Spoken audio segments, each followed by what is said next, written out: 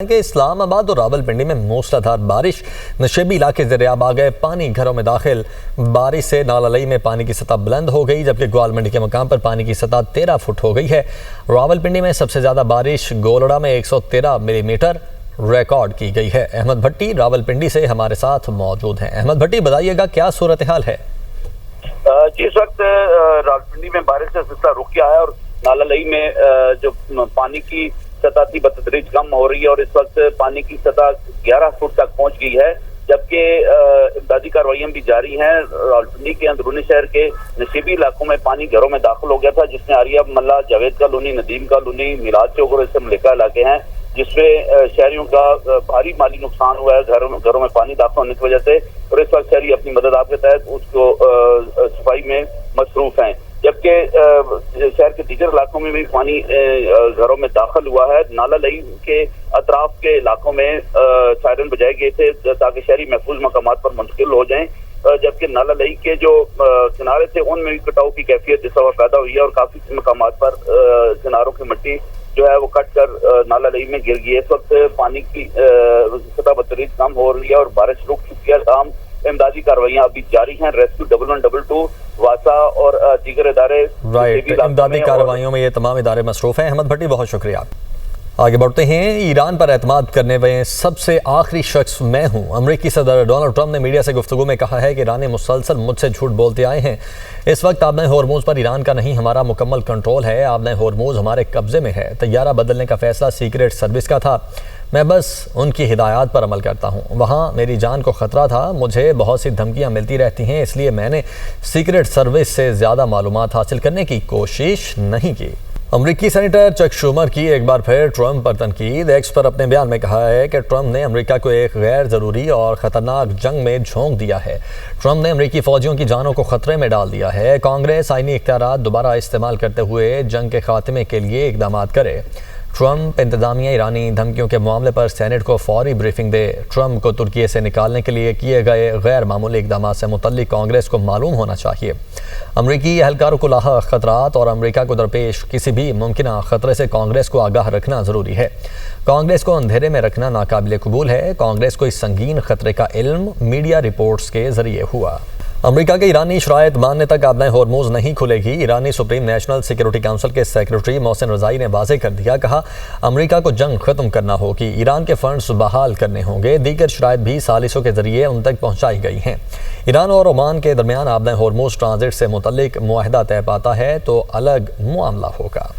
امریکی سینٹ کام کے مطابق امریکی فورسز نے خلیج عمان میں ایران جانے کی کوشش کرنے والے پینما کے پرچم بردار تجارتی جہاز کو روک لیا۔ امریکی بحریہ کے MH-60 ہیلی کاپٹر نے جہاز کے انجن روم پر 2 ہیل فائر میزائل داغے، جبکہ عملے کو متعدد بار وارننگ جاری کی گئی جس کو نظر انداز کیا گیا۔ 11 اگست تک امریکی فورسز 55 تجارتی جہازوں کا رخ موڑ چکی ہیں۔ 3 جہاز ناکارہ بنائے گئے اور 2 پر سوار ہو کر کارروائی کی گئی۔ ایرانی پاسداران انقلاب کے ترجمان بریگیڈیئر جنرل حسین محبی نے دعویٰ کیا ہے کہ اس وقت خلیج فارس میں امریکہ کا کوئی جنگی جہاز موجود نہیں ہے۔ ایران عراق جنگ کے دوران خلیج فارس میں امریکہ کے 100 سے زائد جنگی جہاز موجود تھے، جبکہ 40 روزہ جنگ سے قبل یہ تعداد 30 سے 40 تھی۔ امریکہ نے ایران کی ساؤتھ پارس گیس فیلڈ اور اسالویہ انرجی ہب پر بمباری کی تھی، جس کا جواب امریکہ، اسرائیل اور اس کے اتحادیوں پر ایسے حملوں سے دیا گیا تھا کہ امریکہ کے لیے یہ جنگ اسی قوت سے جاری رکھنا مشکل ہو گیا تھا۔ انہوں نے خبردار کیا کہ اگر ایران کو پھر خطرات کا سامنا ہوا تو خطے میں تمام امریکی اور غیر امریکی توانائی سسٹمز اور انٹرنیٹ سے جڑا عالمی انفراسٹرکچر تباہ کر دیا جائے گا۔ جنگ میں ایران کے رد عمل سے دشمن کو نقصان اٹھانا پڑا ہے۔ پاکستان نے ایران امریکہ معاہدے کے لیے سفارتی کوششیں تیز کر دیں۔ ایران امریکہ براہ راست مذاکرات کے بجائے ثالثوں کے ذریعے پیغامات کا تبادلہ۔ ایرانی صدر مسعود پزشکیان اور وزیر داخلہ محسن نقوی کی ملاقات۔ خطے کی صورتحال پر تفصیلی تبادلہ خیال۔ ایرانی میڈیا کے مطابق صدر پزشکیان کا پاکستان سے تمام شعبوں میں تعلقات مزید مضبوط بنانے پر زور۔ صدر مسعود پزشکیان نے کہا ہے کہ ایران پاکستان تعاون سے علاقائی استحکام اور سیکیورٹی بہتر ہوگی۔ پاک ایران گہرے تاریخی اور ثقافتی روابط باہمی تعلقات کی بنیاد ہیں۔ دونوں ممالک میں سیاسی، تجارتی اور سیکیورٹی تعاون کے وسیع مواقع موجود ہیں۔ وزیر داخلہ محسن نقوی نے کہا ہے کہ ایران اور پاکستان کے تعلقات مستحکم اور اٹوٹ ہیں۔ پاکستان ایران کے ساتھ تعلقات کو فروغ دینے کے پختہ عزم کا اعادہ کرتا ہے۔ محسن نقوی کی ایرانی وزیر خارجہ، وزیر داخلہ اور وزیر پیٹرولیم سے بھی ملاقاتیں ہوئیں۔ وزیر دفاع خواجہ آصف نے کہا ہے کہ امریکہ اور ایران امن معاہدے کے قریب پہنچ گئے ہیں۔ خواجہ آصف نے امریکی خبر رساں ادارے بلومبرگ کو دیے گئے انٹرویو میں کہا دونوں ملکوں کے درمیان کسی نہ کسی قسم کے معاہدے یا مفاہمت کے امکانات بڑھ گئے ہیں۔ گزشتہ 2 سے 3 دن کے دوران ملنے والے اشارے بتاتے ہیں کہ دونوں ممالک کسی امن معاہدے یا ڈیل کے قریب پہنچ چکے ہیں۔ حالات ایک بار پھر امن معاہدے کے حق میں بنتے دکھائی دے رہے ہیں۔ مشرق وسطی کی صورتحال پر سلامتی کونسل کا ہنگامی اجلاس۔ اقوام متحدہ میں پاکستان کے مشکل مندوب عاصم افتخار نے اپنے خطاب میں کہا مقبوضہ مغربی کنارے کی صورتحال تیزی سے خراب ہو رہی ہے۔ اسرائیلی اقدامات 2 ریاستی حل کے امکانات کو نقصان پہنچا رہے ہیں۔ غیر قانونی آبادکاری اور فلسطینیوں کی جبری بے دخلی اسرائیلی قبضے کو مزید مستحکم کرنے کی کوششیں۔ اسرائیل فلسطینی اتھارٹی کے روکے گئے محصولات فوری جاری کرے۔ مسجد اقصیٰ اور الحرم الشریف میں بڑھتی ہوئی اشتعال انگیزی پر شدید تشویش ہے۔ غزہ میں انسانی صورتحال انتہائی نازک ہے۔ امن منصوبے پر عمل درآمد کا موقع ضائع نہیں ہونا چاہیے۔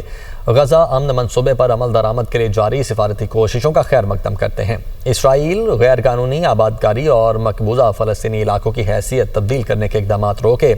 پائیدار امن کا واحد قابل اعتماد راستہ اسرائیلی قبضے کا خاتمہ ہے۔ 1967 سے قبل کی سرحدوں پر آزاد خود مختار فلسطینی ریاست کا قیام امن کے لیے ضروری ہے۔ Welcome back. وزیر اعلیٰ بلوچستان سرفراز بگٹی سے آل پارٹیز گوادر کے وفد کی ملاقات۔ علاقائی صورتحال اور عوامی مسائل پر تفصیلی تبادلہ خیال کیا گیا۔ گوادر کی سیاسی جماعتوں کے نمائندوں نے وزیر اعلیٰ کو علاقے کے بنیادی مسائل اور عوامی مشکلات سے آگاہ کیا۔ وزیر اعلیٰ بلوچستان نے کہا گوادر کے عوام کے مسائل کا حل حکومت کی ذمہ داری ہے۔ گوادر کے عوام کو پینے کے صاف پانی، صحت، تعلیم، روزگار اور دیگر بنیادی سہولیات کی فراہمی اولین ترجیح ہے۔ گوادر کے عوام کے مسائل سننے اور ان کے حل کے لیے عملی اقدامات کیے جائیں گے۔ 30 ستمبر کے بعد انکم ٹیکس گوشوارے جمع کروانے پر 25,000 روپے جرمانہ عائد ہوگا۔ ذرائع کے مطابق بر وقت انکم ٹیکس گوشوارے جمع کروانے والے تاجروں کے لیے گفٹ اسکیم کا اعلان ہوگا۔ وزیر اعظم 14 اگست کو تاجروں کے لیے آسان ٹیکس اسکیم گوشوارہ متعارف کروائیں گے۔ مدثر علی رانا ہمارے ساتھ موجود ہیں۔ مدثر، یہ بتائیے گا کہ جو وقت پہ گوشوارے سبمٹ کروائیں گے کیا گفٹ ہوگا ان کے لیے، اور 14 اگست کو کیا لانچ ہونے جا رہا ہے؟ دیکھیں، مالی سال 2026 کے جو گوشوارے جمع کروانے کے لیے FBR کی جانب سے ڈیڈ لائن مقرر کی گئی ہے وہ ستمبر ہے، اور اب ذرائع کی جانب سے یہ بتایا گیا ہے کہ 30 ستمبر کے بعد جو انڈیویجولز ہوں گے یا پھر چھوٹے ریٹیلرز ہوں گے ان تمام کو 25,000 روپے جرمانہ عائد کیا جائے گا۔